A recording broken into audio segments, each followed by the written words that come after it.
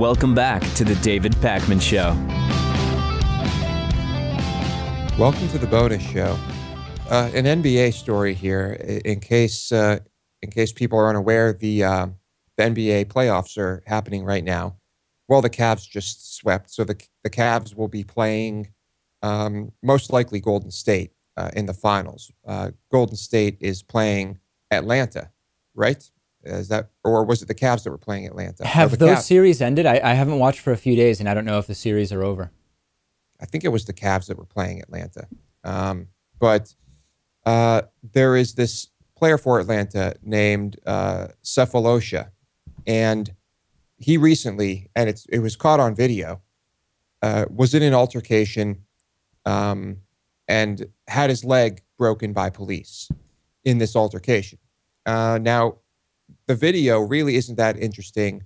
You see all these police on top of these guys, and he's one of them. Eventually, they prop him up, and they have his arms behind his back, and he walks away. You can't really see anything. It's not like his leg was snapped in half, but there was a fracture, and he's missing the playoffs because of this. The reason I'm bringing this up is that this is a story that has received almost no attention, even in the sports world, and this brings up a lot of questions. Why is that the case? Why are even sport outlets like ESPN and sports journalists afraid to bring this up? On SportsCenter and other places, they would bring up Cephalosha, and they would just say that he's out. They wouldn't go into any detail at all. They'd say, okay, we know what happened there. We know about that. But if I asked you why would this be off the table for discussing? There's two ways to think about it. One is more conspiratorial, which is, hey, they were told not to talk about it. There's, the fix is in. They're trying not to make this a news story and kind of suppress it. The other one could just be, there's just not much discussion of this stuff because the focus is on the sports. I'm trying to think back to when the entire Ray Rice thing was going on. Was that during the season or off season? Now I'm forgetting. The steroid thing? No, the Ray Rice and his wife. Oh, Ray Rice. Okay, I was thinking of someone else. It was off season. Yeah. That would be part of it. But when the season started and Ray Rice what was the suspension? I'm now forgetting. Was it at the beginning of the next season? It was, he basically, it started with the indefinite suspension, and it was before the season started. Okay, so there wasn't that much discussion of the details of it during the games when Ray Rice was absent, right? So it's a similar thing. And I think maybe, here, since the NYPD are involved, people are more concerned with whether that may be a specific reason why it's not being discussed. But I don't know. I don't know the answer. Obviously, I'm questioning why it's not being discussed also, but I'm just curious if there's a more general answer that's less related to it being the NYPD that was involved here.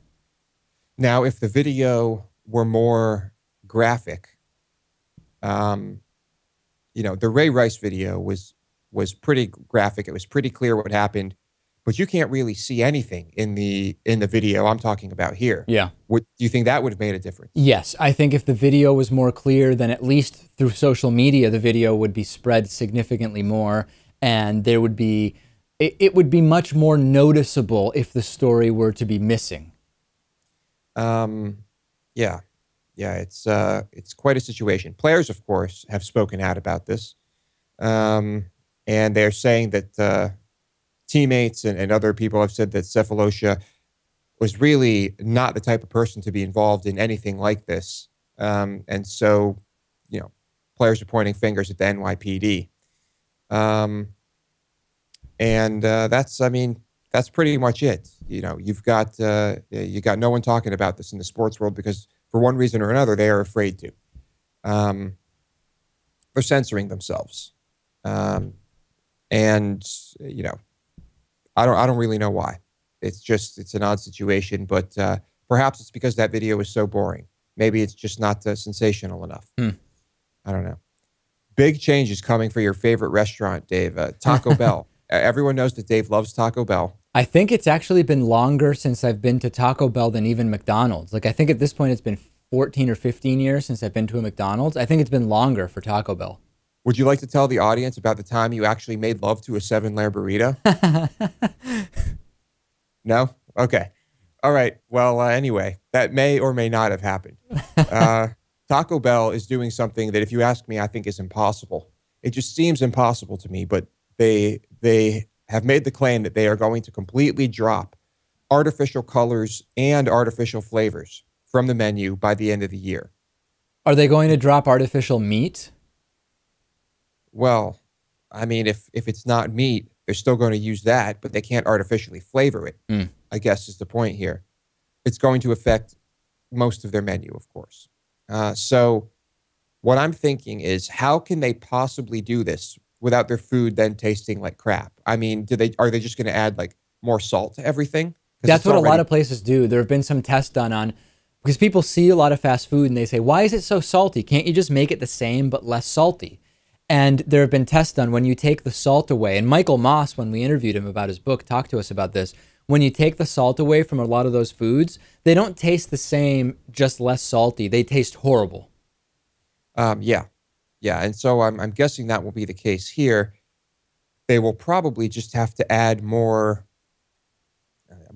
fat, salt, sugar, and whatever it takes to the food to make it palatable. And what will it look like without the artificial coloring? Maybe that's not as big of a deal. But I just don't see how they can do this without it being a disaster, because we know they're not going to improve the quality of their food.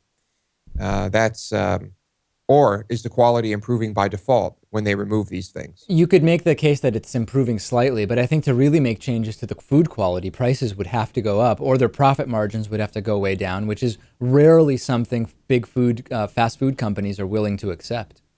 Yeah. Panera dropped more than 150 artificial ingredients. McDonald's abandoned antibiotics in its chickens, supposedly. Chipotle removed GMOs, as we talked about. And so there is, I guess, quite a bit of pressure for these fast food chains to make changes, and it's working.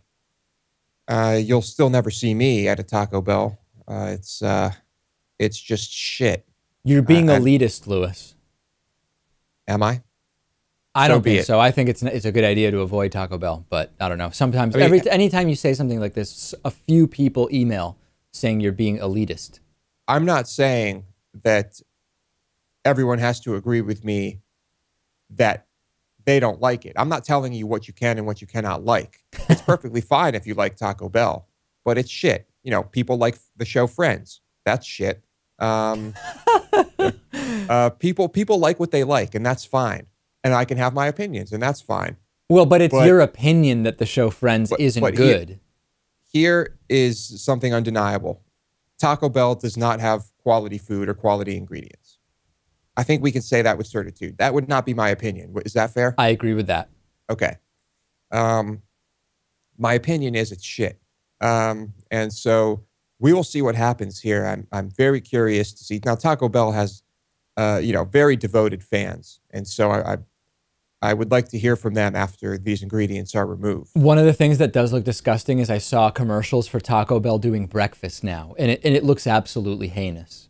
Oh yeah, it's bad. It's really bad.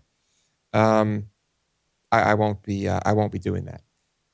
Robert Rodriguez, the director, I am really not that big a fan of. He is the guy who directed From Dusk Till Dawn, right? Did he direct that? I think he did. Desperado and a number of other movies. He's based right here, I think, in Austin or nearby. But he has been attached to work on a live action version of the 1960s cartoon series Johnny Quest. Sin City. He also did Sin City. That's a big one. And I guess he has teamed up with the screenwriter for Pirates of the Caribbean, Terry Rossio. They're going to write the screenplay. Dave, did you ever watch Johnny Quest? I never did, no. Okay, I did. And I did not know at the time I was watching it, and I watched it pretty regularly, that it was so old. I was watching it in the 90s. and it was over 30 years old when I was watching it, and I had no idea. But it was a pretty great show. Do you know anything about it? Just a little bit. I mean, give us an overview. Well, I don't know. Johnny's dad is like this, I don't know, Indiana Jones type character. And they go on these adventures. And there's Johnny and his dad and their bodyguard. And then there's Haji, who is this, going back and looking at Haji now, you think to yourself, this might be a little insensitive. But Haji wears a turban and has a gem in it, and he can hypnotize people. And he has a very thick accent. Right. And I was just thinking to myself, if this turns into a live action movie, I wonder what Haji will look like and how he will act. But I'm shocked that you haven't seen this. You may have to YouTube some of it while you're editing the show today. Maybe so. And look into that because, yeah, Johnny Quest. Let me know if anyone used to watch Johnny Quest. I haven't seen it in a long time, so I don't know how it holds up. But, yeah, when I was a kid, I was all about Johnny Quest. It was great. And so I'm curious to see what happens here with this, although I wish there were a different director attached to it. Dave, that's all I got for today. Are you okay with that? Yeah, couple quick things. I'm fine with that being it, but there are a few announcements I would like to make, if I may. First of all, no show tomorrow, Thursday. Tomorrow is it's a packing day because we are moving out of the New York City studio, moving into the temporary studio. There will be a Friday show, and then assuming that there are no technical issues that come up over the weekend where we will be, well, Lewis won't be, but I will be working very diligently. I predict very long hours to get the temporary studio set up. Monday, there should be a new show. Let me remind everybody, regardless of all that, the Indiegogo campaign, the crowdfunding campaign we've been talking about to grow the show, launches early next week. Now the list is growing. We've got more than a handful of early donors. If you want to make ideally a larger, but we will accept any early contribution to the show campaign, let me know and I'll put you on a list and you'll get an email over the weekend at some point and you'll be able to go in, have first pick of all the perks and premiums. But we really need to get this thing started off strongly. So if you're interested in being on that early notification list to make a contribution, just get in touch via our website, or if you have your membership activation email, you can respond to that and it will get to me and I'll put you on that list. No show tomorrow, new show Friday, campaign will launch early next week, and early donors will have access certainly no later than Sunday at some point, and maybe even earlier than that. So a lot happening, Lewis. It will be quite an eventful weekend. If we can get to Monday and do a new show, that will be a huge accomplishment, just to know we have the temporary studio set up and get off to a good start with the Indiegogo campaign. But I will consider the next 4 days a huge victory if those things happen. I agree. And you're going to have to work very hard at that. I will be doing absolutely nothing. So good luck to you, sir. And yeah, let's cross our fingers. Thank you.